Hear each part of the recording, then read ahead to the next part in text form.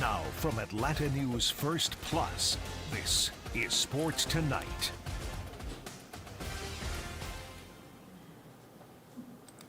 Here we go. Welcome to Sports Tonight here on this Tuesday. I'm sports producer Scott Pennyman here with someone I haven't done Sports Tonight with in a little while. I haven't made an appearance on this show in a minute. I've been in Florida. Hanging. We can't all be as lucky. No, but seriously, I think it's probably been a couple weeks. Yeah. So, there's nowhere I'd rather be, Scott. This is it right here. How you been? I gotta say, Florida was cold. And Really? people are like, what do you mean? Like, it's Florida. And I'm like, no, it was in the 50s. That's cold for Florida. That's Florida cold. Yeah, that's not rest of us cold. No, it's Florida cold. And when we were down there in Miami covering the dogs in December, it was also chilly. So the last two times I've been to what I consider to be my home state, it's been cold. And I'm disappointed. And I think I need to redo is all I have to say. You haven't gotten a real Florida experience yet, huh? Right. I don't like it. I'm like, I love Florida. I'm going home to Florida. And then it's like, meh. But it was cool to cover the Braves. Are we talking about Chris Sale today? Well, you can. We can. We can talk some Chris Sale at some point down on when we get to what's on your mind. All right. Okay, we'll talk about that later because All right, cool. It's something worthy. Okay, for sure. So we're gonna start though. We'll start with some quarterback talk. Obviously, the NFL Combine underway this week in Indianapolis. Yeah. Every team there, the Atlanta Falcons were there this week, and Bears GM Ryan Poles was, of course, he was bombarded with questions about Justin Fields. Obviously, they have the number one overall pick. Everyone thinks they're probably going for a quarterback, Caleb Williams, of course. So Ryan Poles was bombarded about questions about Justin Fields. And this is the first time that we really heard from him talking about that. And he seems like they're probably pretty willing. That's the direction that they're headed, most likely, is trading for Justin Fields. He says he wants to do what's fair and what's right by Justin, so he won't draw the process out. Obviously, they have to do what's right for the organization. But it sounds like basically I interpreted his whole speech basically by saying, make us an offer. Do you, are you okay with that? Like, you don't care? You have no, real opinion about whether Fields should stay or go? Well, I think as far as the Bears, I think, look, if you look at the draft and you determine that Caleb Williams is the kind of prospect that you can build your organization around, that you could build your franchise around, then, yeah, Justin Fields has got to go. Are they the same person, like Justin Fields and Caleb like Williams? Style-wise? Yeah. I can see where you would say that. I do believe that Caleb was more. I think there's probably a stronger NFL skill set there than it is with Justin a little bit.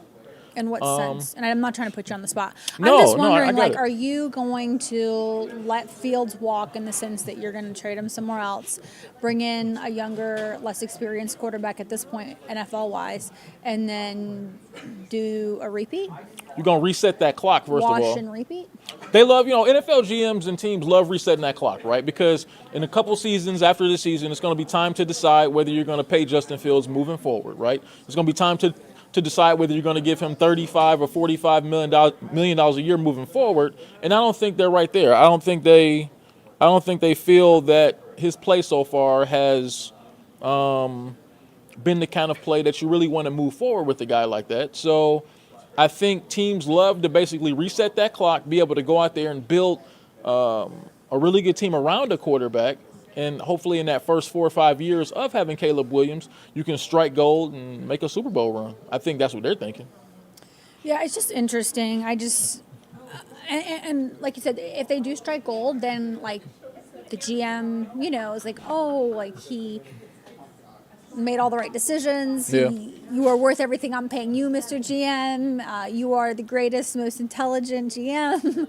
But what if, they love that. For me, I just think that what it feels like to me is just, like you said, restarting the clock. Is that what you said? Yeah, restarting the payroll clock. Yeah, it just feels very like rinse and repeat, I guess. And maybe I'm not right about that. That's what it feels like to me is rinse and repeat. Well, and yeah.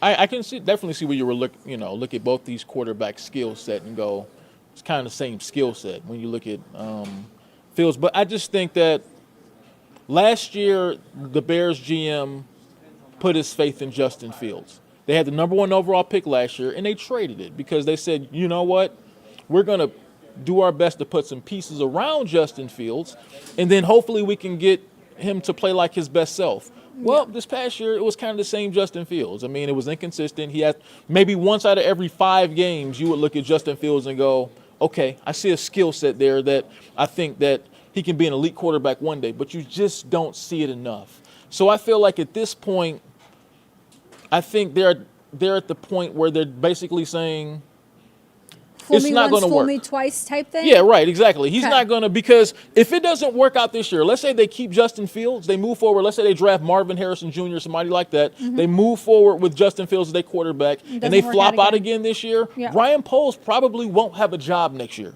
So I think at this point he's like, look, I've given Justin Fields a couple seasons. No matter what, Justin is probably a good NFL quarterback. He might be a good NFL quarterback someplace else, but it's probably not going to work here in Chicago. So let's just cut our losses. Let's move on. Let's get something for Justin. And then let's restart the clock, like you said, with a new quarterback. And if I'm going to go down as a GM, I'm going to go down guns a-blazing because I'm not going to have Justin. I've got to get my quarterback. And I think that's just where he's at right now. So is he coming to Atlanta? I think it's a good possibility. I mean, obviously, Raheem Morris at the Combine, and you'll see that. We'll play that here in a little bit. He sidesteps those questions because he can't talk about somebody else's player. But, yeah, I mean, I think the Falcons are on the short list of teams, probably them, maybe Pittsburgh too, that probably look at the skill set of Justin Fields and go, we have some good coaches here. We like his skill set. We feel like he needs a fresh start. And we think if we bring him here in our system, working with our coaches, he can maybe be something. And I think that's where they're at. If you're not going to draft a quarterback, which we obviously have no idea what the Falcons are going to do with their 8 overall pick, they could move up, they could move down, they could stay pat. I don't know. We never know. Right. If Terry Fontenot's philosophy sticks, it'll be the best player left available on the board, not the position they need. Glaring position they need at quarterback. Yeah. However, it would be interesting to see if they went this route. If they went the let's acquire a quarterback through another team route. Russell Wilson is, I'm glad you bring that up. As a matter of fact, let's go to Raheem Morris at the Combine now because he talks a lot about those different things. And let's hear it straight from the man's mouth, right? Can't wait. Let's do it. Let's listen to it. Yes. I'm so sorry. What's the value you look for in players off the field? We talk about the value of the players off the field within our Falcon ethos. And a big part of that for our guys is bringing the right guys into our program for leadership, for all of those type of things. And that's a big part of who we are, right? We want to have innovative people around us. We want to have the right people around us. We want to have good people within our building. And bringing those kind of guys are like non-negotiable for us, right? If we do have concerns, we'll be able to fill people around people that we want to strategically bring into our building in order to make sure we can get people around those guys that can help them whatever they lack when we talk about our ethos and how we go about our plan. But that's number one on the people on how you want to bring them into your building. I am so sorry. You're talking so low right now. What advice would you give to a kid looking to get where you're at today? What advice would I give to a kid looking to get where I'm at today? Just work really extremely hard, right? Learn from your mistakes. Continuously grow throughout the process and whatever you're doing. I think those are some of the major things that allowed me to be back in this position to talk to you guys right now. Yes. How's that shaped for your time as a coach from maybe your first tenure as head coach to now? I think it's grown just throughout the process, just the different buildings that you go in. When you have the ability to be around different prospects and different situations and different leadership groups, from being with Dan Quinn, from being with Jay Gruden, from being with Mike Shanahan, or even just our last tenure at the Rams. I think that was a major part of how we developed and how we wanted to bring people in. You want to bring the right people in. You want to take the right calculated risk on people. What are you taking those calculated risks for? Are you prepared to handle those things? All of those things come into play, and I think that's been a major part of growth and development for me. And really, along with our whole league, it's just been a major part of it because of how we go about our business and how we structure our daily day and how we move forward.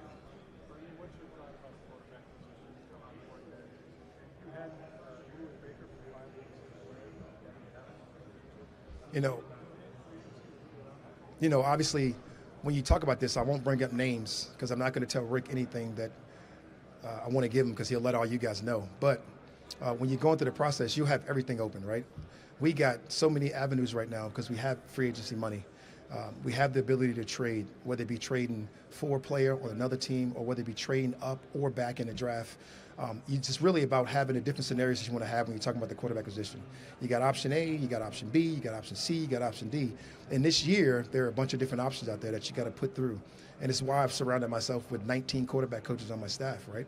When you're talking about Zach Robinson, you're talking about TJ Yates, you're talking about getting a veteran presence of Ken Zampese, you're talking about being around a young presence of DJ Williams, you're talking about being around KJ Black, Chandler Whitmire, and different guys in our position, right? Whether you're talking about Jimmy Lake from working with offense last year with Matthew Stafford and being around those type of people, right? You want to have different opinions to allow the decision makers to make the proper decisions at the time when that comes up. And that's been a doozy for us. It's been fun for us to go through.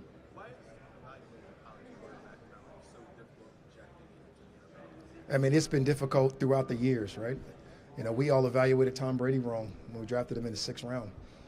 And he's turned out to be one of the best players, if not the best quarterback in the National Football League has ever seen. So it has continuously been an issue for everybody, right? But you got to have your profile set up and what you look for. You got to have your processor ready to go. You want the guy to have the intangibles, the smart and the gamer and be a player. We know those things. And then you go out and you try to find those guys and who's displayed it at the best level and try to make those picks. And it's just hard. It's a hard position to evaluate. That's just what it is, right? It's arguably the hardest position in sports and what we know. And that's just how it's been, Mike. Thank you.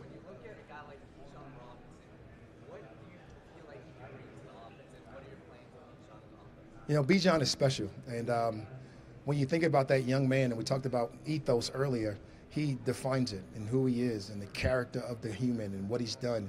And you got to give credit to the people that were here before us and what they brought into this building that I've been able to acquire right now. And Bijan is one of those special talents who can be a special player for a long time in this league and doing things the right way, going about his teammates, caring about his teammates, being the person that you want to be around. I think those things are very important for all of us. And the sky's the limit for a guy like Bijan. I don't want to set any limitations or set any goals for him. I know he's already come out and set some of his own personal goals, but for us, everybody included, it's going to be about winning. And you got to go out there and win football games, and I think what he can help us do.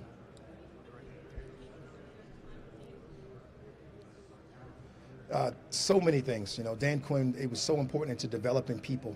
He was so important in developing his players. He was so important in developing his coaches. And I think all the things that he's given me and talked about with me are just some of the special moments and the special things that's helped me get to this point again. He was instrumental in myself becoming the coordinator at the Rams and being able to have success there. He was instrumental in being able to talk to different people at different wakes of life and different walks of life about how prepared and how ready I was. It was great to be able to be a part of it with him, to be able to learn some from the ups, be able to learn some from the downs, and to be able to go through that process with him. I was fortunate enough to take over for him as the interim head coach at one point, and I think that whole process for me was awesome because some of the things were tightly aligned, and to be able to grow moving forward I thought was just awesome. So learned so many lessons from Dan Quinn. I don't know if I can talk about it in this podium stance right now. That is, it's amazing, and it's great to have him get another opportunity as well.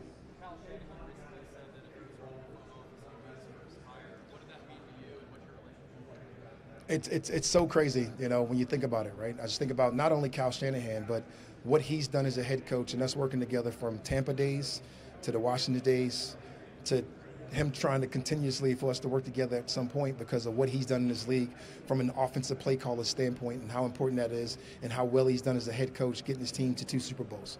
And that is so flattering from a guy like that, but it's not just Kyle.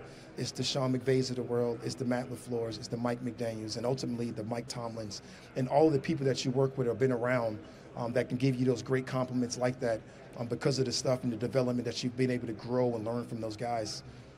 And it's really something that you just grow from everybody, right? We mentioned Dan Quinn, but all of these guys would be really hard for me to talk about in depth because over the years, them letting me behind the curtain, so to speak, whether it's with another organization or my own organization, I think has been extremely fortunate for myself. The fans want me to ask you about Justin Fields and Russell Wilson. Obviously you talk about 2 players on the contract. right? And I got so much respect for our fans that I won't get myself in trouble or us in trouble talking about any in particular person.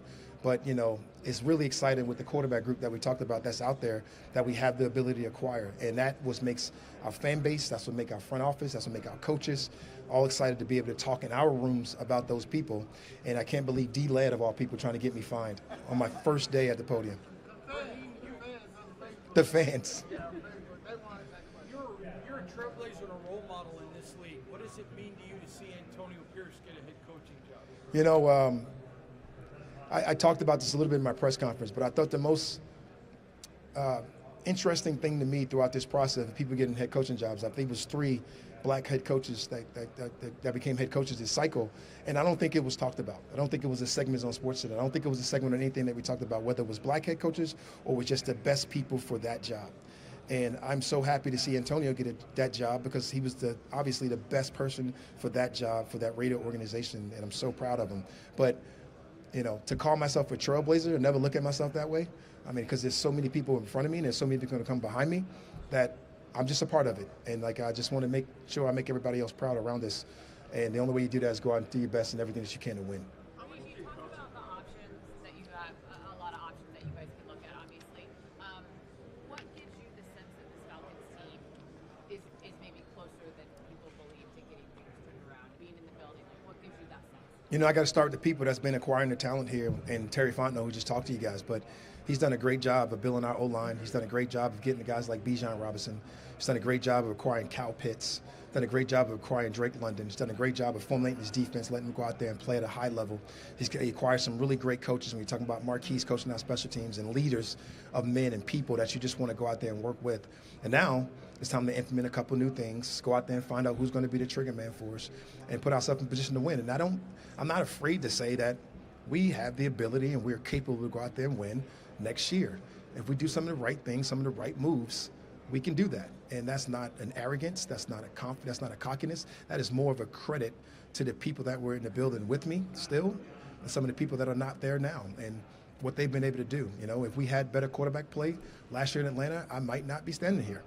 And they would have the ability to be talking about those things. But right now, if we can focus on some of those things and do some of that, I think that'll give us the best chance to go out there and win football games. What ways did coaching on the offensive side of the ball help you as a coach that maybe you didn't expect and when you went back to the defensive side? He's just showing off because he knows me so well that he wants me to talk about my offensive prowess. But it was such a cool thing to go on that side of the ball and work with the people that I was able to work with. Whether you're talking about working with Kyle Shanahan directly and being a part of being a receiver coach and sitting down in the room and being the only new staff member, and absolutely sitting down in the room with Matt LaFleur, Kyle Shanahan, Mike McDaniels, Mike LaFleur, and absolutely watching those guys teach me the offense. Chris Morgan teach me the O-line play and what we did up front and protections and doing all those things in that offseason, which was great. And then they were to go apply it, and then they apply it to Julio Jones, Mohamed Sanu, whether it be Calvin Ridley, whether it was any of these type of guys that you coached at that time, and explain it from a defense perspective and moving forward, and then be able to be with Steve Sarkisian and work with him and really do some really good things on offense and learn some of the college game that he was able to implement to the Kyle Shanahan offense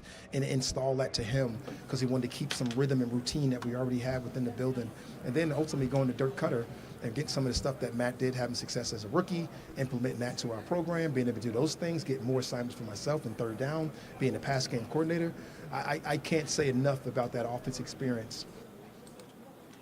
All right, Emily, so how about check this out here. So, you know how last couple of seasons, a lot of NFL running backs were upset. They were upset that they couldn't really get the money they were looking for, right? They would get franchise tagged, and it was always a big story every year.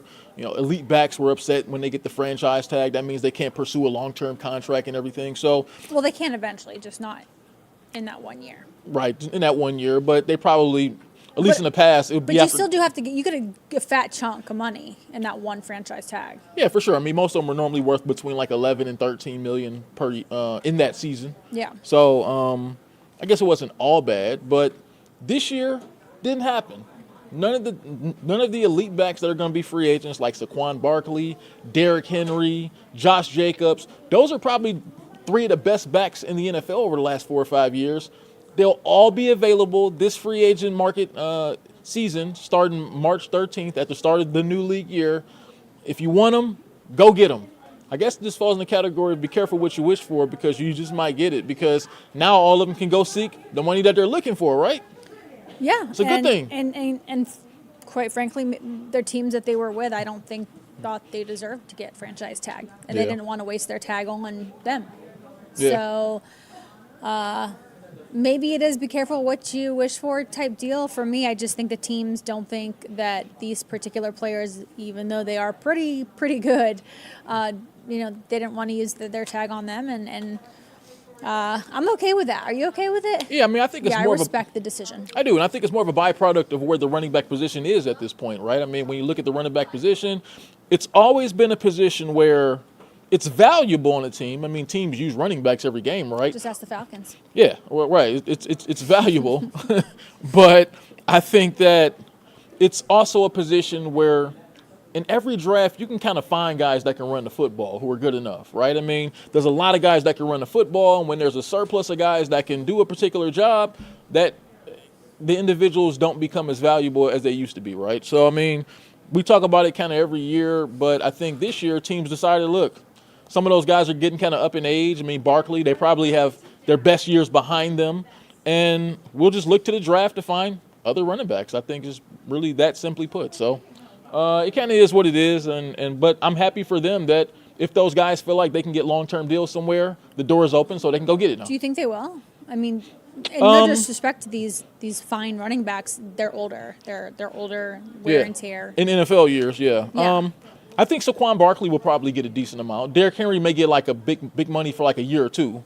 Josh Jacobs is still really good. So, I mean, I can see Saquon's the part with him is just the injuries. Yeah, last couple of years he's been fairly healthy. So I think maybe a team like Baltimore or something with Saquon Barkley might more so just short-term sort of deals, maybe giving them their money front-loaded so they can make their money and help a team for a couple of years. But we'll see, right? Also, maybe a fresh start for these guys is needed. Exactly, for sure. So how about this one, Emily? So as I clicked on the wrong thing here, so I know you'll love this one. ESPN came up with their list of top 80 college football quarterbacks since the year 2000. Baker Mayfield landed number 1 on that list, by the way. But there were a lot of UGA people, a lot of UGA fans that were upset by the list because they feel like some UGA quarterbacks should have been a lot higher on that list. Okay. So let's take a look at run through the list for me. So let's go through some UGA guys here that feel disrespected. Matter of fact, that's the headline. Okay. They felt disrespected. David Green, former UGA great, landed at number 73.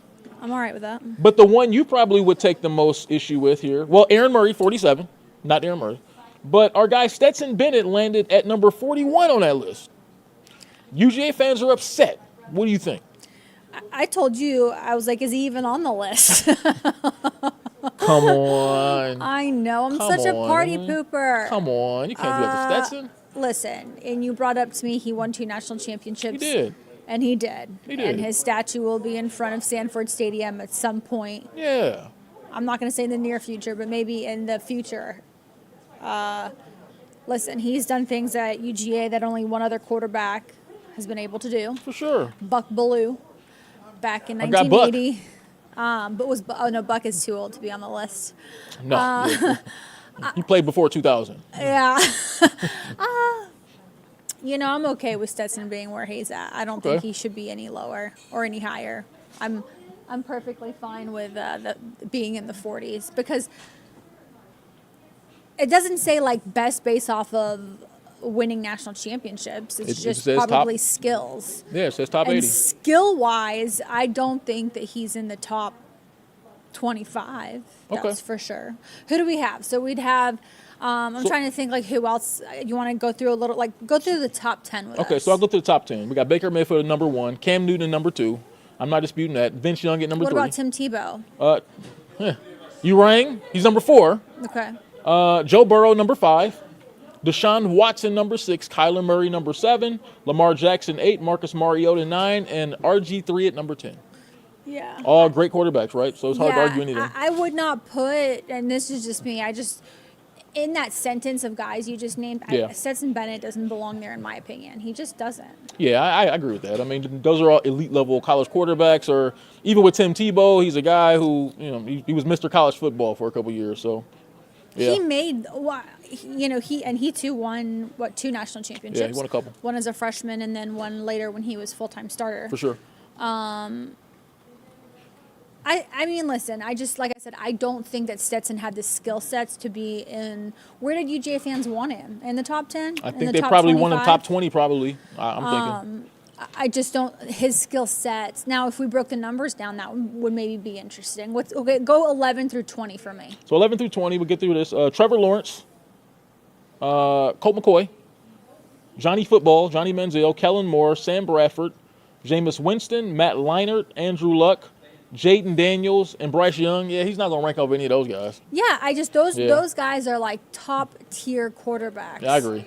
And again, like it's nothing against Stetson, but Georgia's teams were just so defense heavy. Yeah. And so I don't know. I just think it has to do with just the skill set. And when I look at Stetson, it just his skill set is not of the guys you just named. Even though, I mean, he was a Heisman finalist. Yeah. He did great things. Okay, great things. I agree. But make the movie. Make the Disney movie about him. I agree. So let's round it out here. So yesterday, if you missed it, Emily. I'm sure I didn't, or did I? Look, so ESPN, they have their mock drafts every year, their mock NBA draft. So for the first time in like a year, they dropped Bronny James out of the mock draft, right? They kind of moved him ahead and said he'll be ready in 2025. So his dad, if you've heard of him, LeBron James, I think most people have heard of him, came out in defense of Bronny and basically said, hey, leave my kid alone, all right? He's out there playing college basketball. He's working to get better every day. Leave him alone. Yeah. All that stuff. Keep him out of your mouth. Right. Keep So, his name out your mouth. Look, the way I think about that is look, I mean, that's, first of all, LeBron James has done a job of a great father. He came to his son's defense, and that's what he should do, right? But I thought from the beginning, and this is no knock on Bronny James, right? When I saw Bronny James play in high school, I saw his skill set. I saw him playing.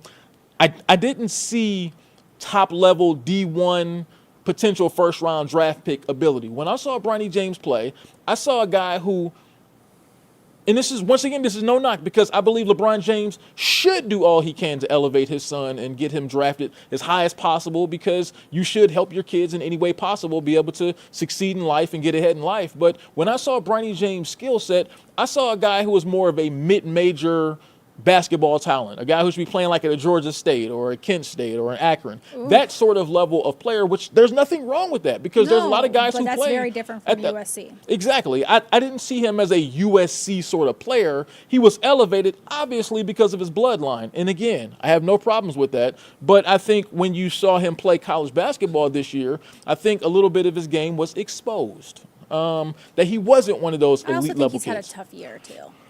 Yeah, I mean, I don't want to throw under the bus that he had heart attack. Yeah, I obviously. mean, I just wonder if that plays any factor. Of course, that plays a role. Which obviously is not his fault. No, that's obviously not his fault. But even beyond that, just looking at his skill set in general, I just didn't believe he was an elite level prospect. So this was even before. You're talking about in high school. Like you're talking about. Yeah, I mean, watching him in high school last year, I didn't believe he was an elite level player. And so I think if he's ever going to be an NBA player, he needs his time to develop. But let's be real.